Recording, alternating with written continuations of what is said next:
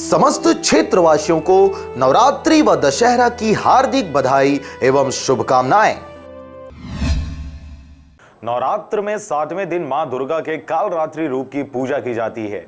ये काल का नाश करने वाली है, इसीलिए कालरात्रि कहलाती है। कहते हैं इनकी पूजा करने से सभी दुख तकलीफ दूर हो जाती है। मां कालरात्रि दुश्मनों का नाश करती है और मनोवांछित फल देती है। मां दुर्गा के 7वें रूप या शक्ति को कालरात्रि कहा जाता है।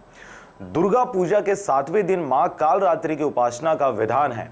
मां कालरात्रि का स्वरूप देखने में अत्यंत भयानक है। इनका वर्ण अंधकार की तरह काला है, केश बिखरे हुए हैं, कंठ में विद्युत की चमक वाली माला है। मां कालरात्रि के 3 नेत्र ब्रह्मांड की तरह विशाल और गोल है, जिनमें से बिजली की तरह किरणें निकलती रहती हैं। इनकी नासिका से श्वास और निश्वास से अग्नि की भयंकर ज्वालाएं निकलती रहती हैं। मां कालरात्रि का यह भय उत्पन्न करने वाला रूप केवल पापियों का नाश करने के लिए होता है। कालरात्रि गर्दभ पर सवार है। देवी कालरात्रि का यह विचित्र रूप भक्तों के लिए अत्यंत शुभ है, इसीलिए देवी को शुभंकरी भी कहा जाता है।